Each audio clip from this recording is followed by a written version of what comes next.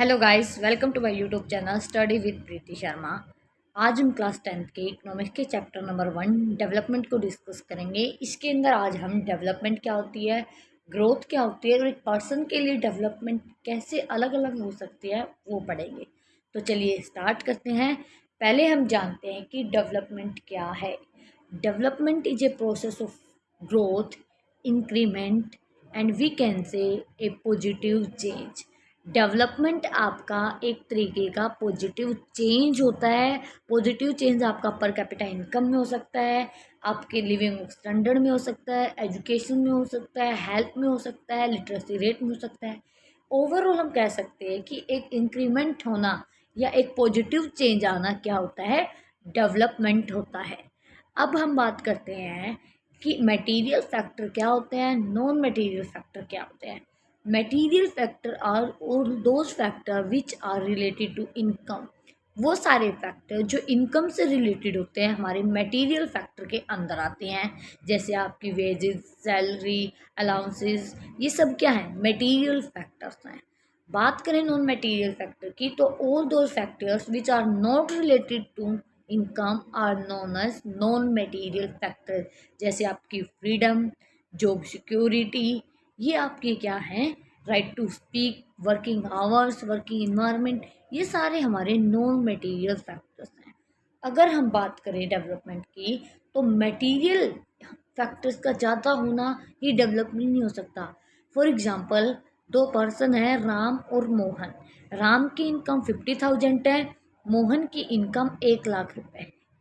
अगर हम इनकम को देखें तो हमें लगता है कि मोहन ज़्यादा डेवलप्ड है, बट अगर हम वर्किंग प्रोसेस को देखें तो दोनों की वर्किंग प्रोसेस अलग है।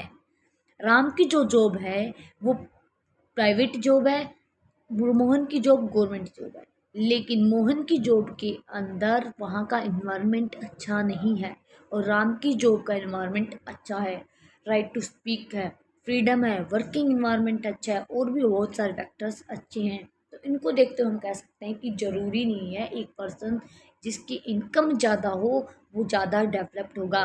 तो हम कह सकते हैं कि डेवलपमेंट के अंदर मटेरियल फैक्ट के साथ साथ नॉन मटेरियल फैक्ट भी बहुत इंपॉर्टेंट होते हैं।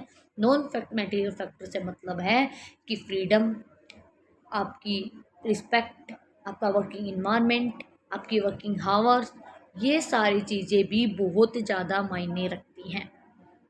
अब बात करते हैं, ये तो हमने बात की एक पर्सन की डेवलपमेंट की, एक कंट्री की डेवलपमेंट की बात करें तो ज़रूरी नहीं है एक कंट्री जिसकी नेशनल इनकम या पर कैपिटा इनकम ज़्यादा हो वो ज़्यादा डेवलप्ड हो। इसके लिए पहले हमें जानना पड़ेगा कि पर कैपिटा इनकम और हमारी नेशनल इनकम क्या है। नेशनल इनकम का मतलब होता है एक कंट्री के अंदर जितने रेजिडेंट हैं उन सभी की इनकम को टोटल आपका क्या होता है, नेशनल इनकम होता है। तो नेशनल इनकम क्या है, it is the sum of income of all resident of a country. अगर हम बात करें पर कैपिटा इनकम क्या है, तो per capita income it is the sum of the total income of resident divided by the number of population. For example, हमारी country की नेशनल इनकम यानी कि टोटल रेजिडेंट की इनकम 10 लाख है और एक कंट्री के अंदर रहने वाली पीपल की संख्या कितनी है, 1 लाख है। तो 10 लाख को 1 लाख से डिवाइड करने के लिए जो आंसर आ रहा है वो हमारी पर कैपिटा इनकम होगी। अगर हम कंपैरिजन की बात करें तो कंपैरिजन के लिए हमेशा पर कैपिटा इनकम को यूज किया जाता है, ना कि नेशनल इनकम को। Thank you. इस वीडियो में इतना ही।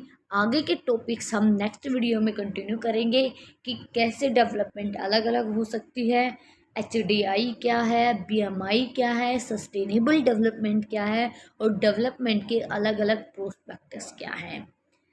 For next video, comment, like and subscribe my channel please. Thank you.